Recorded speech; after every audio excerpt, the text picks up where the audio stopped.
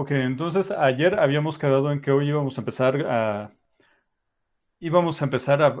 demostrando el teorema de Ham-Banach para el caso complejo, pero que lo íbamos a hacer ya de manera rápida, ¿no? Ver más o menos por dónde va el argumento. Antes, vamos a recordar lo más rápido que podamos cómo demostramos el teorema de Ham-Banach en el caso real. O sea, en el caso real fue un poco más, bueno, fue latoso, ¿no?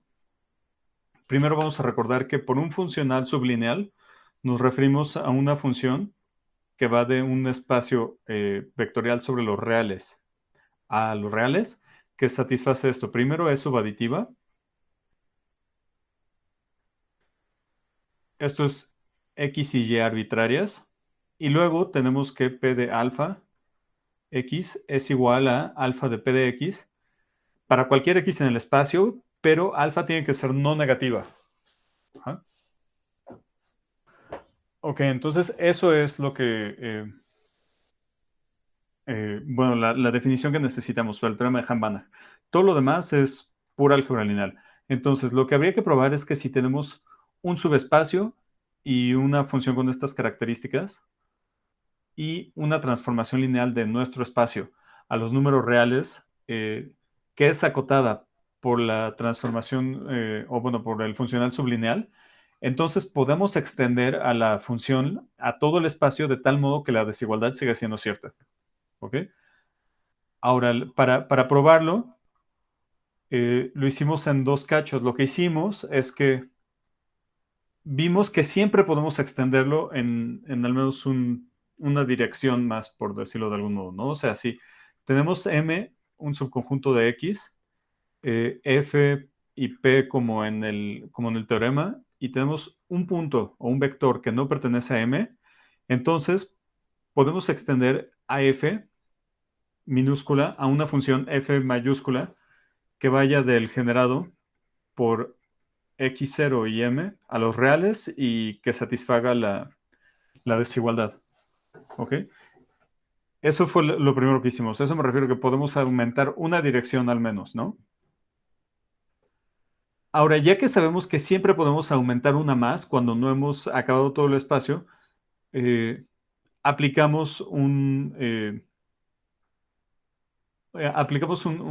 argumento del lema de Zorn. O sea, vamos a tomar una familia de funcionales lineales que satisfacen ciertas condiciones y esas ciertas condiciones son que extienden al funcional con el que estamos empezando y tal que también satisfacen la desigualdad. Ahora, las extensiones que estamos considerando no necesariamente son para todo el espacio, ¿no? Bueno, de hecho, justo lo que queremos probar es que existe una extensión a todo el espacio.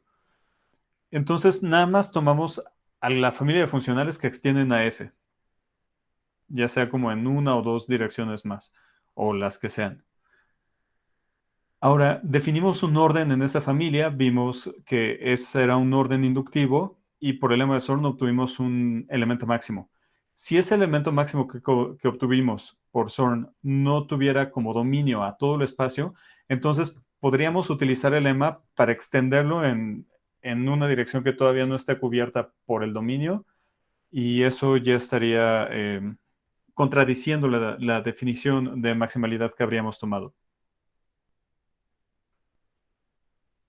Ok, entonces ahí, bueno, así probamos la parte real. Ahora, para la parte compleja, lo que les había dicho ayer antes de que se revelara la computadora, o bueno, mientras estaba reviviendo, fue que teníamos dos observaciones importantes. Ahora, bueno, cuando ya trabajamos en el caso complejo. La primera es que si X es un C espacio vectorial, entonces es un R espacio vectorial. Y la otra es que si F, o bueno, como F es una transformación lineal sobre los complejos, es una transformación lineal sobre los reales. Ajá. Porque ya sabemos que saca escalares complejos y como todos los complejos son, perdón, como todos los reales son complejos, también saca escalares reales. Ahora, lo que vamos a hacer es, eh, vamos a escribir a F como la parte real más la parte imaginaria. Eh, Observemos que tanto U como B, o sea, la parte real como la parte imaginaria, son transformaciones lineales sobre R, no sobre los complejos, pero sí sobre los reales. Ajá. Ahora, lo que queremos hacer aquí es ver qué relación existe entre U y B. Entonces, lo que hacemos es aplicar la linealidad sobre los complejos de F, o sea, bueno, y aplicarla para I. Y sabemos entonces que para cada X en el espacio, voy en esta parte de aquí, para cada X en el espacio, f de xy, o bueno, f de ix, es igual a I por f de x, ¿no? De nuevo, I es la unidad imaginaria, entonces sale. Ahora lo que hacemos en esta igualdad es ver, bueno, ponerlo en parte real más I veces parte imaginaria y lo mismo del lado derecho, ¿no? Entonces del lado izquierdo pues nos queda así tal cual, como elegimos a U y a I, a U y a B, nos queda U de IX más I de B y X. Aquí me falta una I. Y del lado derecho pues hacemos la operación, ¿no? O sea, esto es I veces por U más IB. Entonces nos queda I por UX y bueno, I por I es menos 1 y nos queda esto. Ahora, lo que vamos a hacer es, vamos a igualar parte real y parte imaginaria. Eh, Vamos a fijarnos nada más en la parte real, que es lo que vamos a usar. O sea, la parte real del lado izquierdo es esto de aquí. La parte imaginaria, bueno, la parte real del lado derecho es esto de aquí. Es decir, U de IX es igual a menos B de X. Ujú. Que es lo que escribí aquí. Entonces podemos escribir a F de este modo.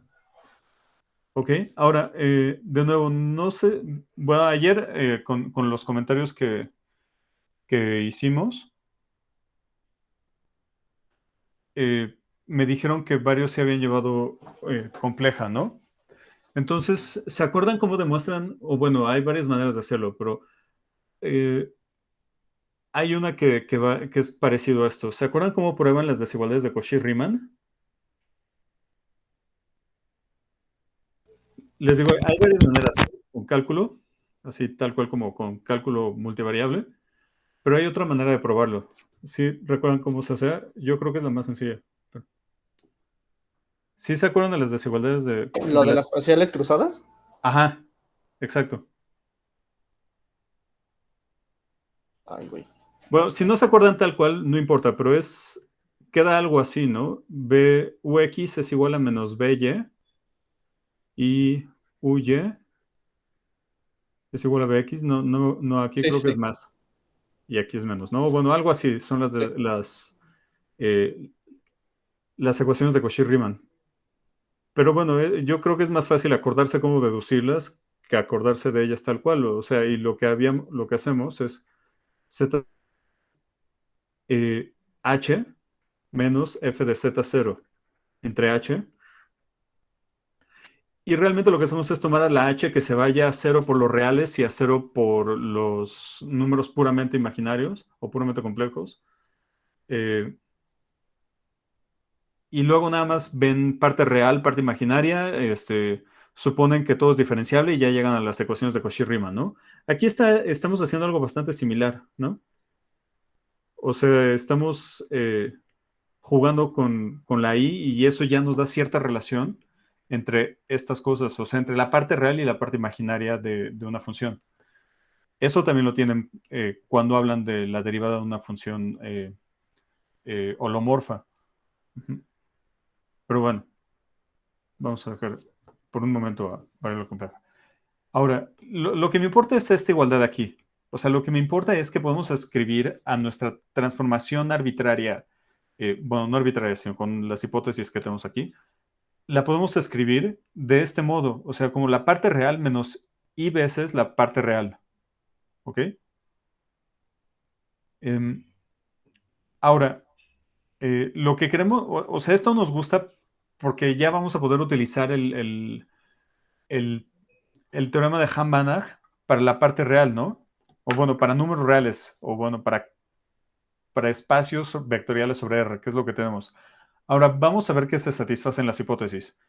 Las hipótesis de linealidad y todo eso sí son ciertas, ¿no? Es la discusión que tuvimos. Pero ahora vamos a ver cómo podemos acotar esta U.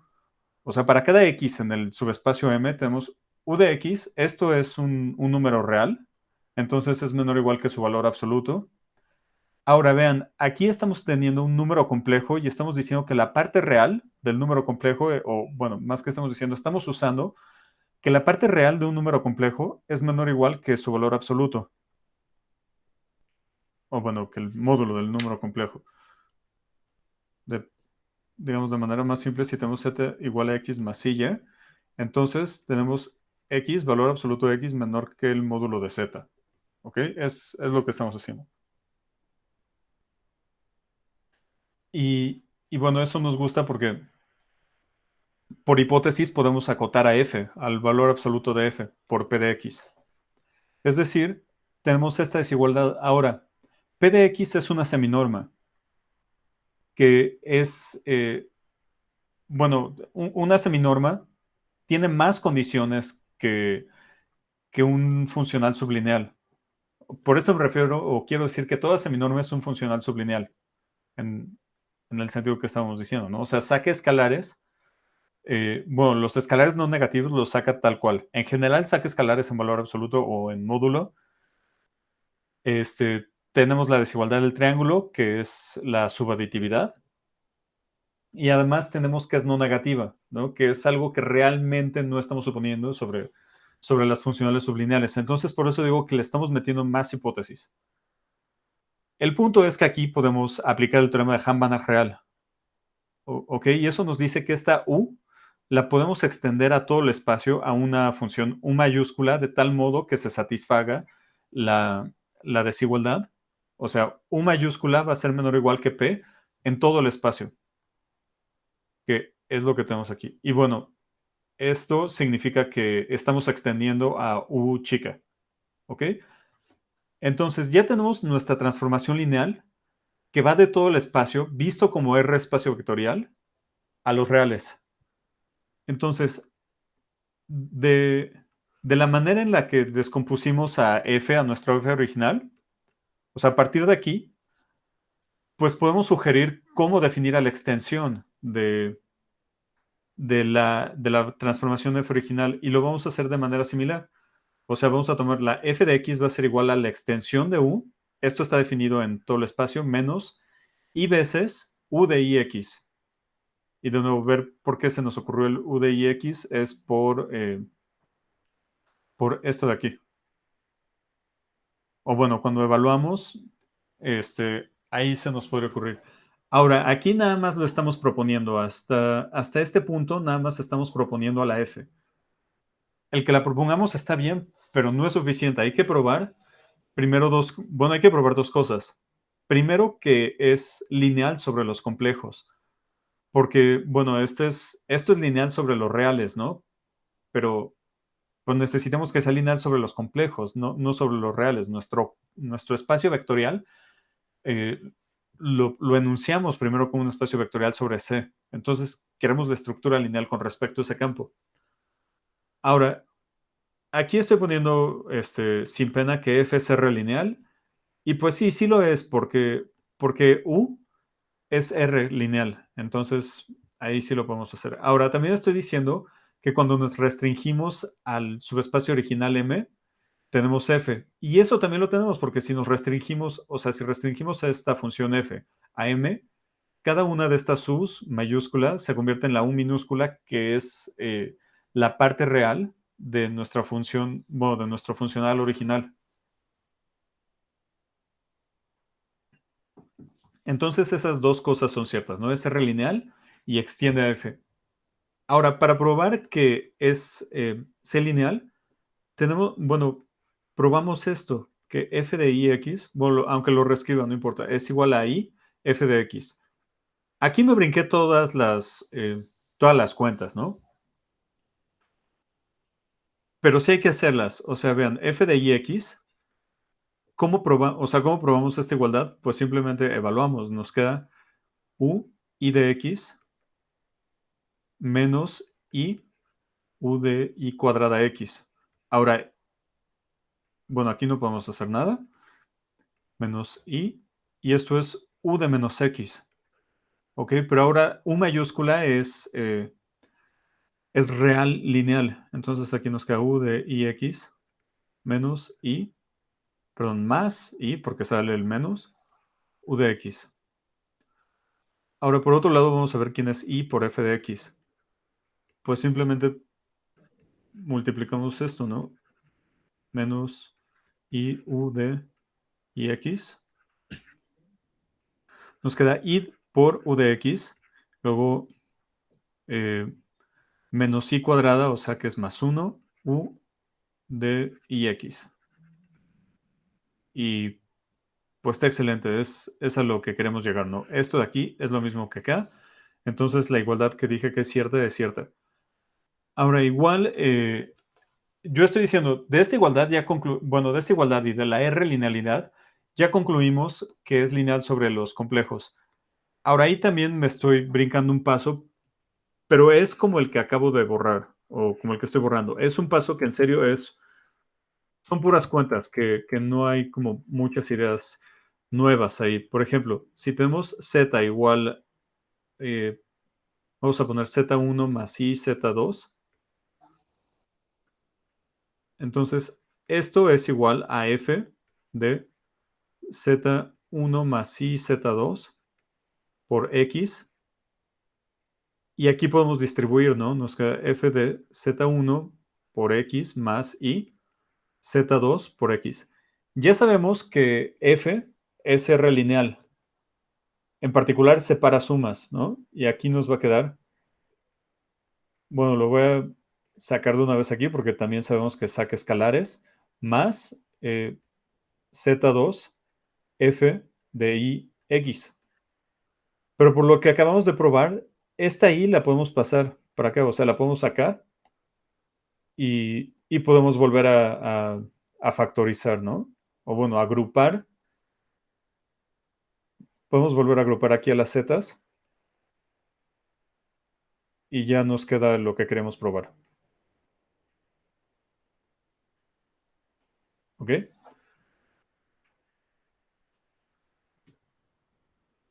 Bueno, entonces con eso ya probamos finalmente que es lineal. Pero recuerden, queremos tres cosas: que extienda al funcional, que sea lineal y que satisfaga la desigualdad. Entonces ya vimos que, o sea, ya extendimos al funcional, ya vimos la linealidad, ahora tenemos que ver que satisface la desigualdad. O sea, queremos ver esto, lo que voy a poner en amarillo, que para toda x en el espacio, f de x, esto en valor absoluto o bueno, en el módulo, es menor o igual que p de x. Vamos a partir en dos casos. El primero es si f de, o bueno, si x pertenece al kernel de f, esto vale 0.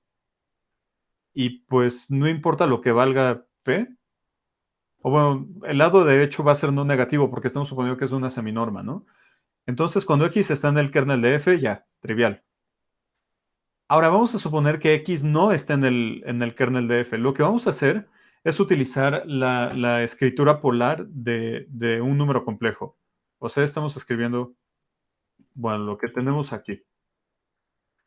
Si no están familiarizados con la noción de e a la it, pues nada más véanlo así. E a la it con t un número real es igual a coseno de t más i veces seno de t. ¿Ok?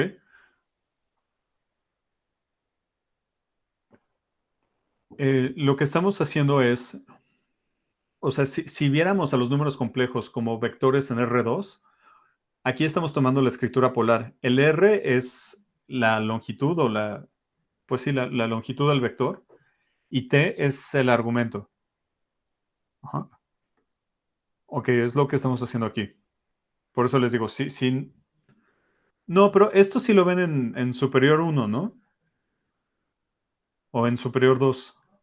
Eh, Sí, perfecto. Entonces, sí. Lo podemos ver en superior 2. Sí. Ah, ok, perfecto. Entonces sí, ya lo conocen. Ahora, lo que vamos a hacer es, bueno, lo que estamos haciendo, hagan de cuenta, si aquí está el plano, por aquí está su número complejo, pues si nos fijamos en esta parte de aquí, o sea, eso es un cacho de círculo, centrado en el origen, y de radio esto de acá. Lo que hacemos es cerramos el círculo y nos vamos a fijar en este de aquí, ¿no? Que ese va a ser el f de x en valor absoluto y este es f de x. Es lo que estamos haciendo aquí. Nada más, pues quitando o sea, estamos rotando el número o el vector para caer en el eje horizontal y forzarlo a ser real. ¿Ok? Entonces, eh, o bueno, si no lo quieren ver geométricamente, pues nada más estamos aquí dividiendo entre a la y t. Bueno, la cosa es que el valor absoluto de f lo podemos escribir de este modo, ¿no? O sea, como f de x por el unitario, el complejo unitario que le mata el argumento. Entonces, esto, digamos, la primera igualdad lo vemos de manera como geométrica, si quieren. Y en esta segunda igualdad estamos utilizando que f es lineal. Ahora, lo que estamos diciendo es que vamos a fijarnos en este de la derecha. Esta cosa es un número complejo, pero sabemos que este número complejo es igual a un número real no negativo. O sea, esta cosa es un número real y coincide con su parte real. O sea, es un número complejo que es igual a un número real, entonces, pues ese número complejo es un número real, ¿no? Y coincide, por lo tanto, con su parte real. eh, y además es no negativa. Entonces, eh, bueno, entonces tenemos todas estas igualdades del módulo de f de x, tiene que ser igual al valor absoluto de la parte real de esto, de nuevo, porque es un número real no negativo. Aquí simplemente quitamos el valor absoluto porque estamos hablando de reales no negativos. Y en esta última desigualdad estamos usando la hipótesis. Entonces lo que estamos diciendo es que f también satisface la desigualdad que queríamos originalmente. ¿Ok? Bueno, entonces con eso terminamos de probar el teorema de Hahn-Banach para la versión compleja. Ahora, vamos a tener como un... Sí, vamos a tener... bueno, esto nunca lo hago igual porque las clases duran nada más una hora, pero vamos a tener unos, digamos, 30 segundos para que asiente un poco la prueba de Hahn-Banach, porque vamos a empezar con otra cosa que pues va por otro lado, ¿no?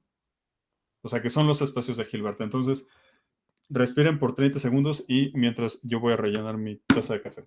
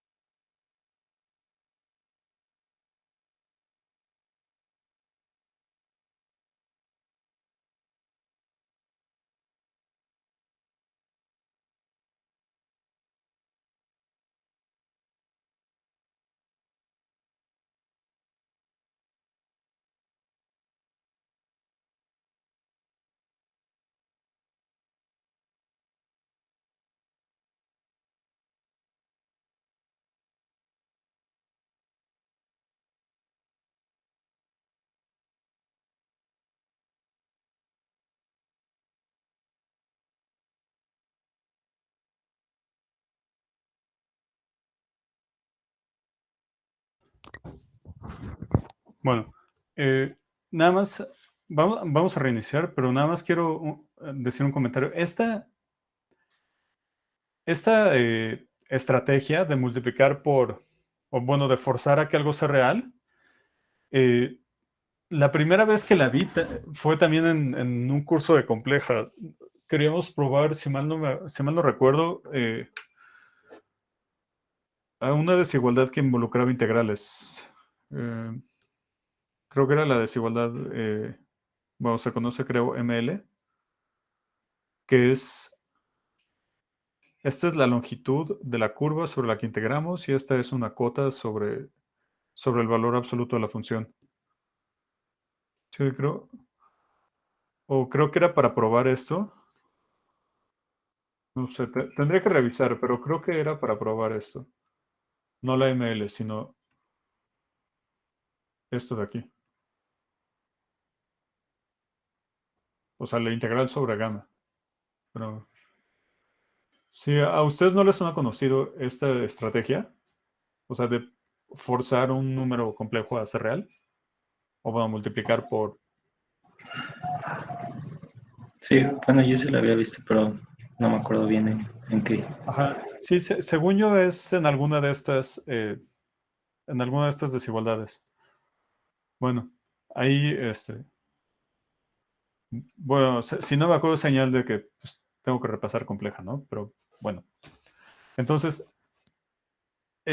vamos a hablar ahora sobre una familia particular de espacios de Banach. Vamos a hablar en particular, bueno, de los espacios en donde sí tenemos la noción de ortogonalidad, que son los espacios de Hilbert.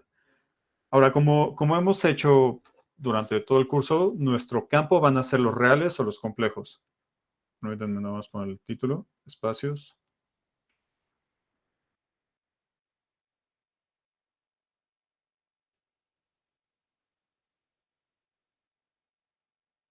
Espacios de Hilbert. Ahora, primero vamos a dar definiciones y algunas propiedades básicas. Después vamos a discutir el problema de aproximación, o sea, el que ya vimos varias veces, que si tenemos un espacio normado X, tenemos F un subespacio cerrado, y ver cuándo existe, bueno, X0 aquí, ver cuándo existe un elemento de nuestro subespacio cerrado tal que esto es cierto. Vamos a estudiar este problema, ¿no? O sea, ya vimos que no es un problema trivial. También discutimos que en un espacio de Banach, podría existir, o bueno, de hecho una de las tareas fue probar que cuando estamos trabajando, por ejemplo, en C0, como subespacio de L infinito, pensado como espacios de sucesiones, ahí sí se alcanza, ¿no? El minimizador, o bueno, el mínimo sí se alcanza. Pero también vimos un ejemplo en donde no se alcanza el ínfimo. ¿Ok? Y además, no sé si recuerdan, pero también habíamos señalado que podría alcanzarse el ínfimo. Y no solo eso, sino que podría alcanzarse en una cantidad no numerable de puntos. Y ahí un ejemplo era como poner esto y con la norma infinito. Entonces la norma infinito son cuadraditos y aquí todo este lado minimiza. Bueno, es un minimizador, ¿no? Entonces, en general, en espacios de Banach, podría pasar que o hay una infinidad de minimizadores, o no hay ninguno, o hay uno. En los espacios de Hilbert va a haber exactamente uno. Y una consecuencia, y bueno, como consecuencia de este resultado, es que vamos a poder caracterizar de manera muy sencilla a todos los funcionales lineales. Aquí quiero recordar el teorema de Riesz, que es muy importante, ¿no?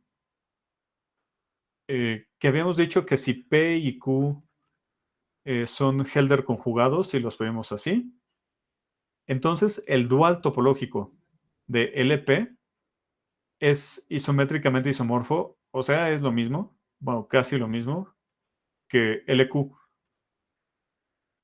¿Ok? Esto fue lo que probamos. Pero bueno, también sabemos que si P es igual a 2, entonces Q es igual a 2, ¿no? O sea, que el dual topológico de L2 es pues prácticamente el mismo. ¿Ok? Entonces, esto mismo va a ocurrir en los espacios de Hilbert. Bueno, L2 es un espacio de Hilbert, pero eso va a ser algo que va a ocurrir para todos, no nada más para este. Ajá. Ahora, bueno, pues vamos a definirlos. Eh, antes de definirlos, también les tengo que decir cuáles son las referencias principales. Las referencias, como les había dicho, la estructura que vamos siguiendo es la del libro de Ambrosio y sus cuates. Ambrosio et al. Bueno, quién sabe si sean sus cuates, ¿no? Pero sus colaboradores. Y esa es la principal. Y las de apoyo, o sea, en donde saqué algunas de las demostraciones que vamos a ver también, es el de Gilbert Helmberg. Igual está en Helmberg. La referencia completa está en la página. Si no está, la pongo hoy. Saqué algo del Helmberg y de un librito de Ahiser y Glassman. Bueno, no sé dónde lo dejé, pero es de Ahiser y Glassman. Ahiser y Glassman. También voy a ponerles la referencia completa a este libro en la página para que lo puedan ver. ¿Ok? Bueno, entonces vamos a empezar. Vamos a empezar con la definición básica. Ahora aquí, bueno, antes de hacer el comentario mejor lo pongo. Sea H un K espacio vectorial. Un producto interior, o sea, lo vamos a definir como en álgebra lineal. Un producto interior. Bueno, o en análisis 1 también. Es una función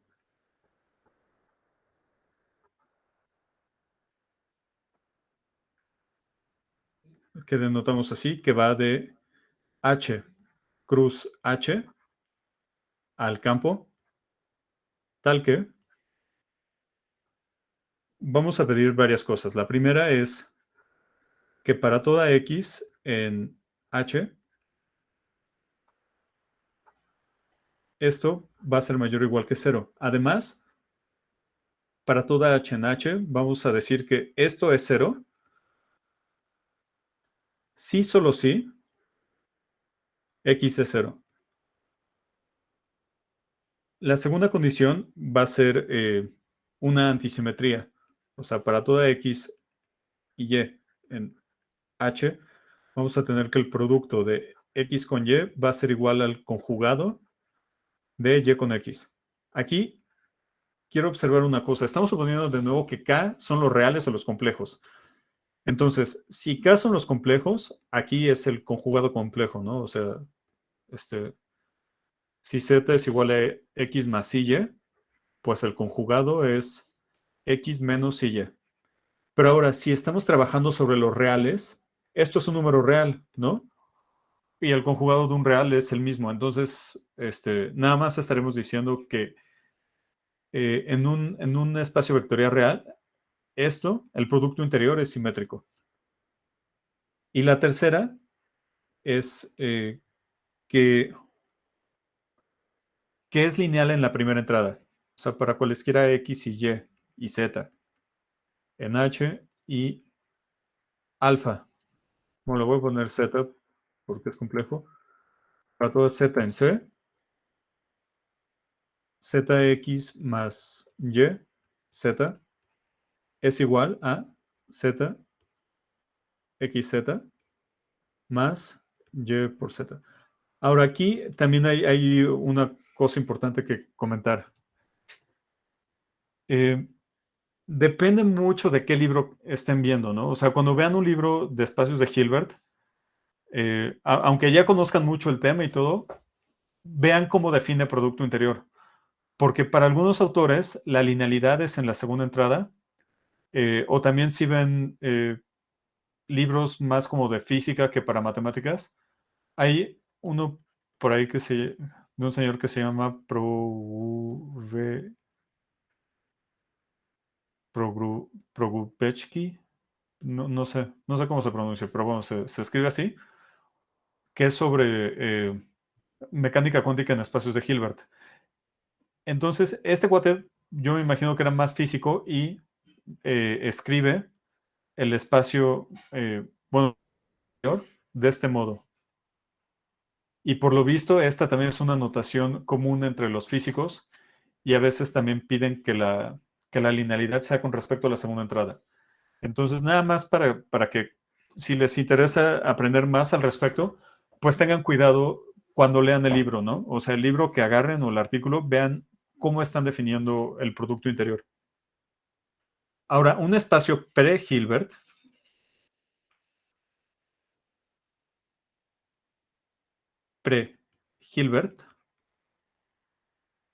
es una pareja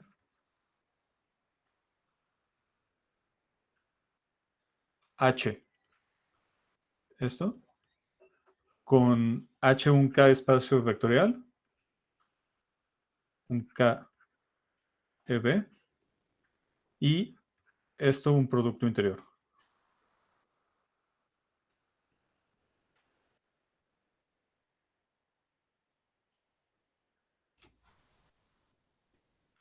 Ok, ahora vamos a poner un poco de notación, que la verdad, de nuevo, es notación que ya han de haber visto en cálculo o en álgebra lineal. Entonces, nada más es, bueno, no creo que sea notación nueva, pero aún así hay que ponerla. Sí, bueno, notación. Bueno, notación y terminología. Para X, pero no X, sino H, esto. Para Hilbert, vamos a definir dos cosas. Uno, para toda X en nuestro espacio, la norma de X va a ser igual a la raíz cuadrada de X con X. O sea, el producto interior de X consigo mismo. Ya sabemos que eso es no negativo, ¿no? Entonces esto es un número real. Así, común y corriente. También vamos a decir que para cualesquiera X y Y, en H, es perpendicular a Y, si solo si el producto interior de ellos es cero. Y la tercera es para todo X en H y para todo F subconjunto de H, vamos a poner X, o bueno, para todo F en el potencia de H, o sea, subconjunto de H, vamos a tener que X es perpendicular a F, sí, solo sí, para todo Y en F, X es perpendicular a Y. Ajá. O sea, eso, como lo vamos a usar, nada más lo enuncio desde ahorita. No lo estoy escribiendo, pero esto igual lo leemos como perpendicularidad. Aquí vamos a decir norma. Y bueno, no es sorprendente que vamos a probar que esto es una norma. Pero al menos hasta este momento todavía no sabemos que es una norma. Nada más es una notación que estamos poniendo, pero vamos a probar que es una norma. Y bueno, hay otra proposición. O sea, estas son cositas, o sea, son importantes y son identidades útiles, pero que tampoco vamos a probar porque se prueban exactamente igual que en álgebra lineal. De nuevo, no es porque las estén ninguneando, son muy útiles y las vamos a utilizar una y otra vez. Eh, en todo, H, esto, pre-Hilbert, vamos a tener estas tres cosas. Primero, el producto interior con cero es cero. ¿Ok? Ahora, bueno, vamos a escribirlas y recordar primero cómo lo podremos probar.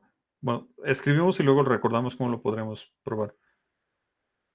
Si para toda X en H, si tenemos esto, para toda Y en H, X es perpendicular a Y, entonces X es igual, perdón, esto es igual a cero.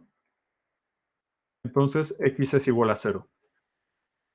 Y la tercera es bueno, no es casi el teorema de Pitágoras, ¿no? Para toda x y y en x, bueno, sería como la ley de cosenos, ¿no? X más y cuadrada es igual a x cuadrada. A ver, permítanme, voy a conectar mi teléfono antes de que se muera, porque si no, dejo de ver el chat.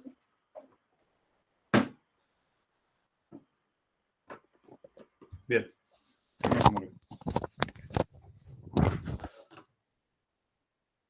Ok, entonces tenemos que la norma al cuadrado de x más y es igual a la norma de x más xy más yx más la norma al cuadrado de y. Ahora, vamos a ver cómo probaríamos esto. La verdad, la tercera es, pues la tercera es hacer las cuentas. O sea, yo creo que este tipo de cuentas ya las hicieron varias veces en lineal o en cálculo. Entonces, por ejemplo, aquí, como es lineal en la primera, podemos escribirlo esto así. X más y más y, x más y. Ahora, me voy a ir hacia la izquierda. Entonces, esto, x más y, lo podemos escribir como el conjugado de x más y, x. Ajá. Como la primera entrada es lineal, podemos escribirlo como x más yx, todo esto conjugado.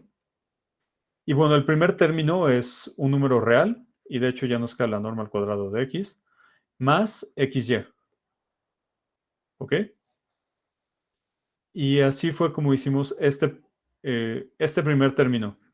Trabajamos de manera similar al segundo término y llegamos a los otros dos sumandos que tenemos aquí.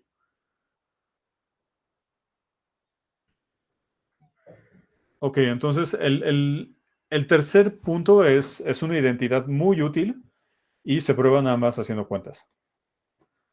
No me voy a detener ahora en la interpretación geométrica, pero bueno, como me parece que todos ustedes son de matemáticas, eh, sí llevaron geometría moderna, ¿no? O en primer, segundo semestre. Y ahí hablan de la ley de cosenos. Ahora, para probar el primero, pues podríamos ver esto. Vamos a ver, esto lo podríamos... Bueno, para facilitar las cosas, vamos a suponer primero que el 0 está en la primera entrada. ¿Ok? Bueno, para llegar a que el 0 esté en la segunda entrada, pues simplemente conjugamos y el conjugado de 0 es 0, entonces basta con que probemos que esto que escribí en amarillo es 0. Esto lo podemos escribir como 0 más 0 de x, ¿no? O sea, el vector. Por linealidad, esto nos queda 0x más 0x, que es igual a 2 veces 0x. Ahora, si esto es un número complejo, si esto fuese distinto de 0, podremos dividir entre él y nos quedaría 2 es igual a 1, ¿no? Que es falso. O bien, pasamos restando del otro lado y nos queda que el producto interior de 0 y x es 0. Ok, perfecto. Entonces ese ya está. Y ahora, para ver el segundo, que si tenemos un punto o un vector que es ortogonal a todos los demás, entonces tiene que ser 0. Y aquí podríamos decir para y igual a x. Entonces esto nos dice que x es perpendicular a x, o sea, el producto interior de x con x es igual a 0 y por la definición de producto interior, esto implica que x es igual a 0. Entonces, estas tres cositas las vamos a utilizar ya sin mayor referencia. Nada más las vamos a tener ahí. O bueno, las vamos a usar. Ahora, no es una sorpresa que la norma que definimos aquí realmente sea una norma. Eso va a ser una consecuencia de pues de la desigualdad de Cauchy. Ahora, igual aquí como esto ya lo vieron, al menos en lineal y en análisis 1, bueno, iba a poner la prueba, pero mejor me la ahorro, ¿no? Nada más voy a poner el enunciado y les voy a poner una referencia.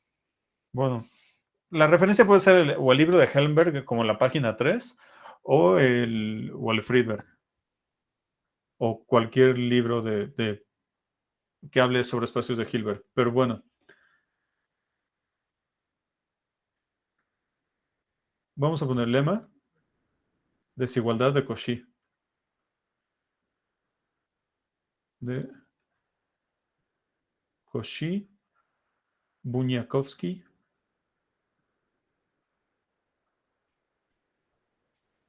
Bueno, que alguna vez me dijeron que el señor Bunyakovsky lo que hizo fue probarla para integrales. Y bueno, si leen libros rusos, lo más probable es que se refieren a ella con la desigualdad de Bunyakovsky. Bueno, entonces dice, todo espacio en...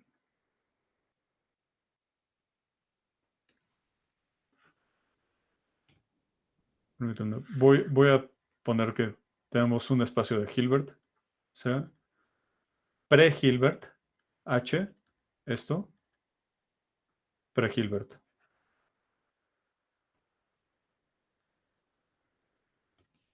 Ahora sí, vamos a poner qué es lo que nos dice la desigualdad de Cauchy-Schwarz. Es que para cualesquiera vectores en el espacio, o sea, para todos xy en x, tenemos que el valor absoluto o el módulo, si quieren, del producto interior de x con y es menor o igual que la norma de x por la norma de y. Y además no solo eso, también podemos decir cuándo existe la igualdad. Además, la igualdad vale sí y solo sí x y y son linealmente independientes. Son linealmente dependientes, perdón. Son linealmente dependientes. ¿Ok? Ahora, cuando vean el libro de Ambrosio, ahí vayan con cuidado porque el argumento que ellos dan solo sirve para los números reales. El argumento que trae el libro de Gilbert Helmberg, ese sí sirve para los números complejos. Nada más vamos a hacerlo así como de manera rápida. Lo que hace es define alfa de este modo y luego ve, bueno, expande esto, x menos alfa y al cuadrado. Ajá. O sea, es no negativo porque dijimos, bueno, por la definición de norma y por la definición de producto interior. O bueno, por la definición de esta norma en particular, la que viene del producto interior. Haciendo cuentas, esto nos va a dar la norma de x al cuadrado menos el producto interior de x con y en valor absoluto elevado al cuadrado sobre esto.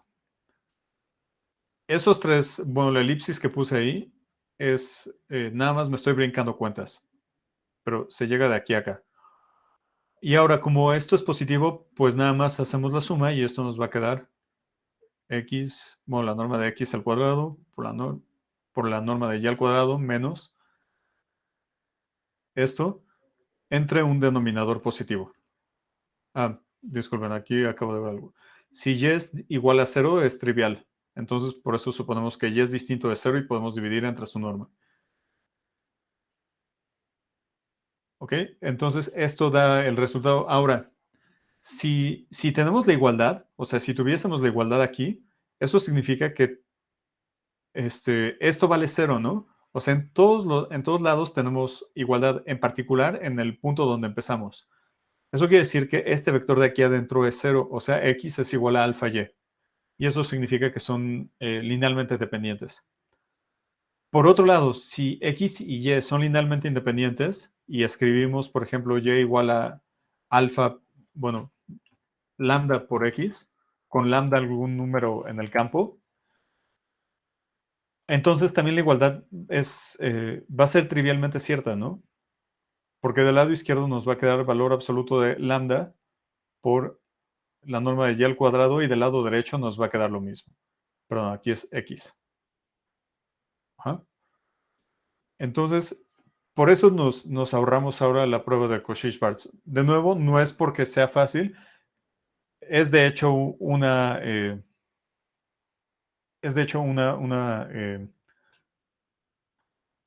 desigualdad importantísima, pero nos la estamos ahorrando porque supongo que ya la han visto en algún momento de la vida.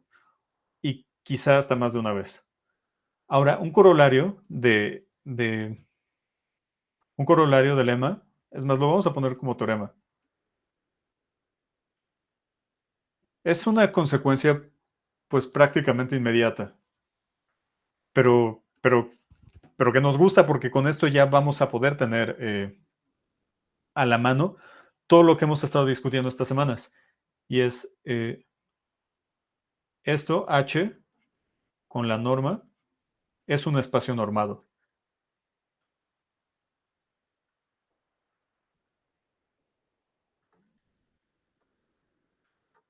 Ahora, solo vamos a probar la desigualdad del triángulo. Solo probamos que para toda X y Y en H, X más Y es menor o igual que X, bueno, la norma de X más la norma de Y. Ahora, vamos a ver por qué las otras son triviales. Si esto es igual a 0, entonces X, producto con X es igual a 0 y por definición de producto interior esto es igual a 0. Bueno, X tiene que ser igual a 0. Ahora, si alfa es un número, o bueno, es un elemento del campo, entonces alfa por X es un número arbitrario, ¿no? Un vector arbitrario, perdón. Al cuadrado, esto es igual, es más, vamos a quitar el cuadrado.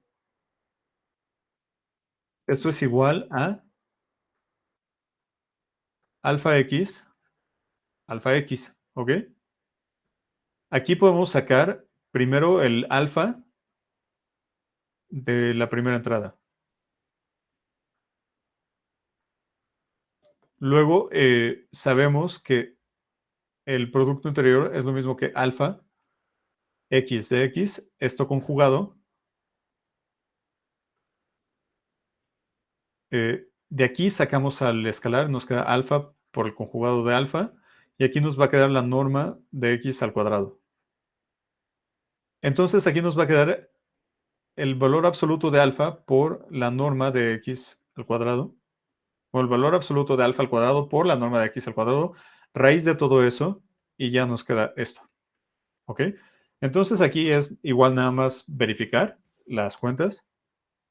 Y lo único que nos queda probar es la desigualdad del triángulo. Ahora, la desigualdad del triángulo la probamos con Cauchy-Schwarz. Aquí igual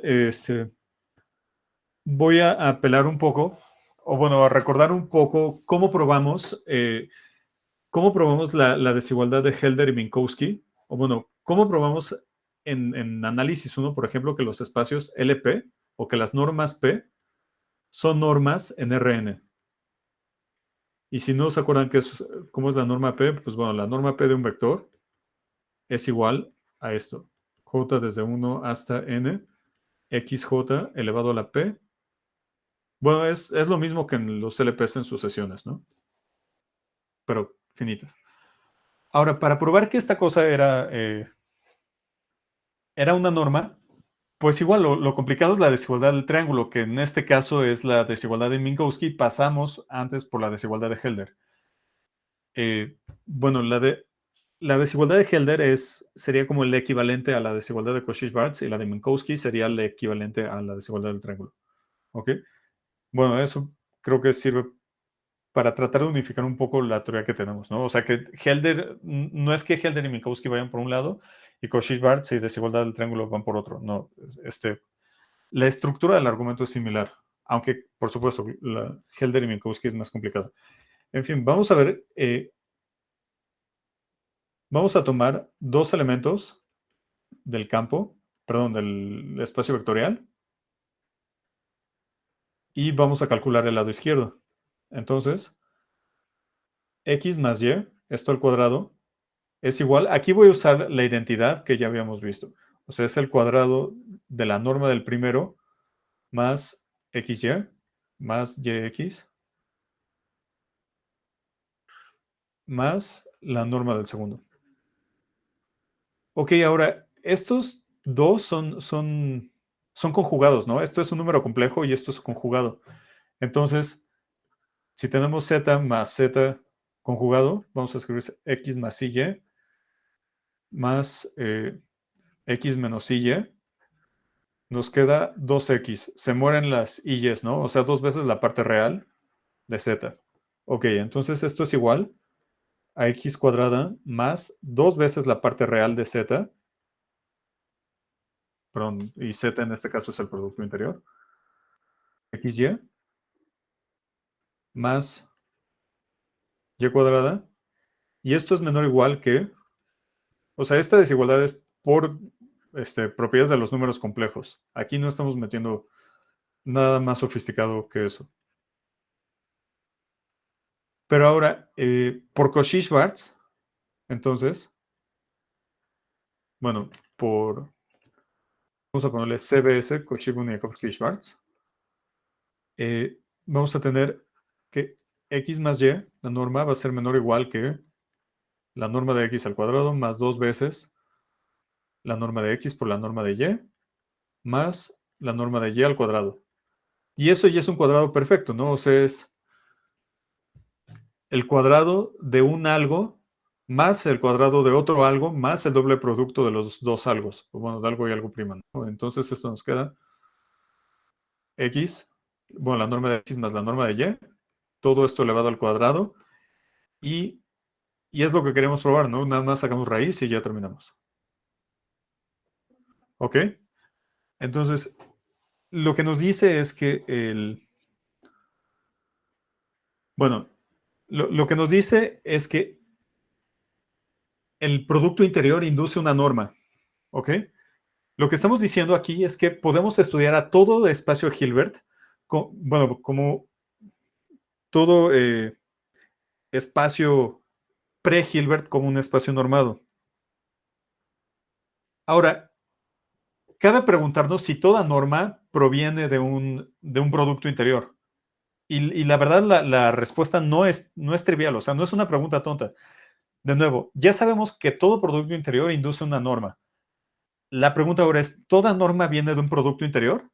O sea, si sí, pues ya nos facilitamos la vida un montón, ¿no? Porque aquí tenemos la noción de ortogonalidad que nos va a ayudar para hacer aproximaciones y para caracterizar a espacios duales y hay un montón de cosas que nos gustan, ¿no? O sea, la generalización de lo que sabemos de Rn o de Cn a dimensión infinita, pues podría ser un poco más fiel.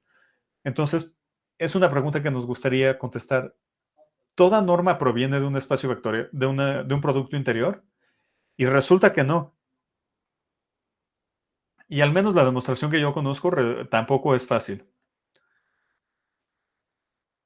Eh, Vamos a poner este teorema como un sí solo sí. O sea, nada más voy a enunciar el teorema y voy a poner la definición de espacio de Hilbert y ya con eso terminamos por hoy. Pero este teorema no lo vamos a demostrar, les voy a dar una referencia porque les digo, al menos la prueba que yo conozco es larga y fea. Entonces, empezamos sea X, esto, un espacio normado.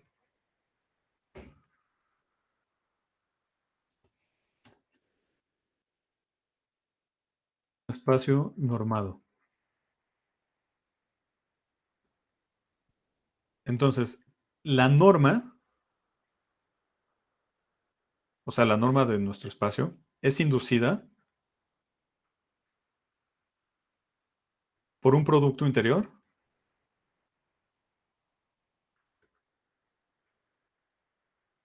interior sí, solo sí, vale la desigualdad del vale la identidad del paralelogramo.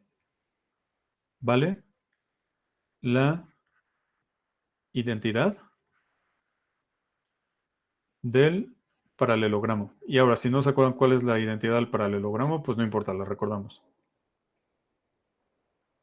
O sea, que para cualesquiera x y y en x, la norma de x más y al cuadrado más la norma de x menos y al cuadrado es igual a 2 veces la suma de las normas al cuadrado.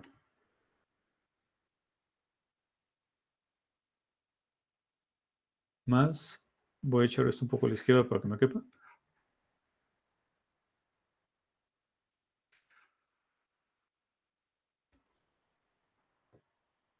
Ok, es esta. Ahora, quiero que vean. Si es un espacio con producto interior, entonces probar la desigualdad del paralelogramo es una talachita, realmente. O sea, escriben el lado izquierdo, lo desarrollan o lo ponen en términos del producto interior, se cancela lo que se tiene que cancelar y llegan al lado derecho. Ahí no hay ningún truco, no hay dificultad. Lo difícil es pasar, eh, en la otra dirección, que si tienen una norma que satisface esa condición, entonces proviene de un producto interior. No las vamos a escribir, pero ahí necesitan unas cosas que se llaman identidades de polarización o polaridad, no estoy seguro cómo se traduce, pero bueno, digamos de polaridad, necesitan unas identidades de polaridad que igual varían ligeramente dependiendo de si su campo son los reales o los complejos. Si quieren ver la prueba, que sugiero que lo hagan, vean el libro de Weidman. Dem. Weidman, creo que es R, y la referencia completa, no es R, es J. Y se llama operadores lineales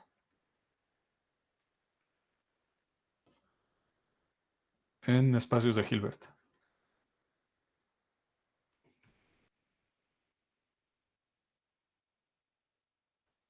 Y es el teorema 1.6. Ok, entonces esto no lo vamos a probar, pero sí lo vamos a usar.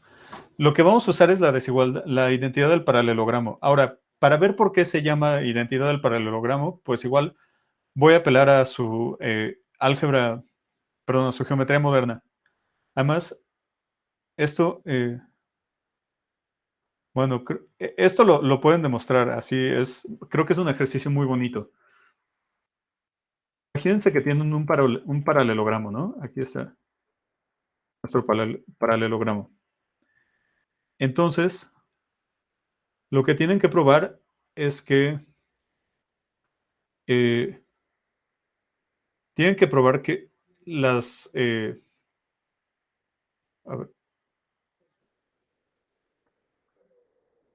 voy a poner esto aquí. Estas son las diagonales. Tienen que probar que la suma de los cuadrados de las diagonales es igual a 2 veces la suma de los cuadrados de las longitudes. ¿Ah? O bueno, que si suman los cuadrados de las longitudes de su paralelogramo, les va a quedar la suma de los cuadrados de las diagonales. Y ahora, para ver cómo esa igualdad con, o bueno, ¿qué tiene que ver esa igualdad de normas con el paralelogramo? Pues vean esto, eh, así como lo vemos en geometría analítica, ¿no? De primer, segundo semestre. Aquí tenemos una flechita que representa un vector, acá tenemos otra flechita que representa a otro vector. Este punto de acá sería x más y, o bueno, el que nos queda aquí sería x más y. Este sería, bueno, ¿qué sería este? Tenemos, es y menos x, ¿no? Creo. Sí, sí, ¿no? Sí sería y menos x, porque si estamos parados aquí, no. A ver. Híjole, hablando de espacios de Hilbert y el teorema Hahn-Banach, me estoy trabajando con un detallito de álgebra lineal. Entonces tenemos o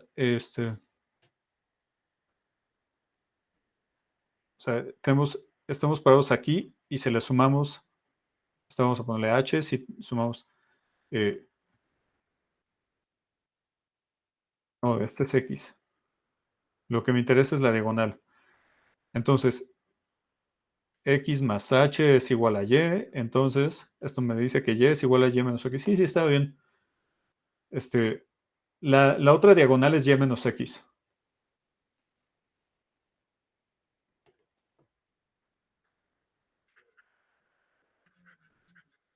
Entonces, tenemos que la longitud de esta diagonal es x más y, la longitud de este de acá es y menos x. Entonces, el cuadrado de la longitud de esta diagonal, bueno, entonces lo que está aquí, ¿no? Si lo quieren probar con, bueno, o sea, realmente es un ejercicio bonito de geometría moderna. No tienen que acordarse de cosas que aprendieron ahí y nunca volvieron a usar, sino esto sale con el teorema de Pitágoras. Bueno, entonces, regresando a nuestra discusión sobre espacios de Hilbert o espacios pre-Hilbert, ya sabemos que podemos, que podemos decir cuándo un espacio normado es un espacio de Hilbert o un espacio pre-Hilbert, perdón. Entonces, como corolario, no lo vamos a probar ahora, lo tenía pensado poner en la hoja de la próxima semana. Es LP, vamos a ponerlo así, LC, es pre-Hilbert. De hecho, va a ser Hilbert. Sí, solo sí, P es igual a 2. ¿Ok? Y ahora, ¿cómo probaríamos eso? Bueno, pues ya tenemos una manera de determinar si un espacio normado tiene si la norma en un espacio es inducida por un producto interior, entonces nada más tendríamos que utilizar la desigualdad, la identidad del paralelogramo, ¿no? Bueno,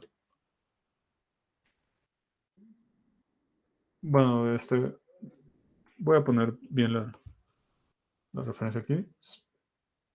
Spaces. Ahora, la definición. Un espacio, es, pre-Hilbert. Es un espacio de Hilbert. Espacio de Hilbert. La norma es completa. Sí, esta es completa. Ahora, dicho de otro modo, todo espacio de Hilbert es un espacio de Banach. Al revés, no es cierto y ahí tenemos el teorema, ¿no? O sea, el teorema de la identidad del paralelogramo nos dice en particular que LP L3 no es un espacio de Hilbert. Es completa. ¿Ok? Bueno, entonces, esto es todo por hoy. Hay otros libros, por si les interesa. La verdad tiene mucho que no los veo, pero me acuerdo que cuando estaba en la maestría en la UNAM, me gustó, vi uno de ellos y me gustó mucho. Entonces, pues no sé, igual, y si ustedes los ven, les gustan. Pero este señor, Carlos Kubrusli, tiene textos sobre espacios de Hilbert.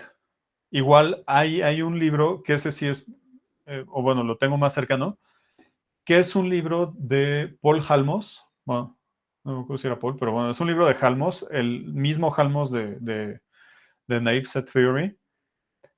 Tiene un libro sobre ejercicios de espacios de Hilbert. También es un libro muy bonito por si les gusta ver esto y quieren aprender, pues pueden echarle un ojo a los libros de Kubrusli o al de Halmos.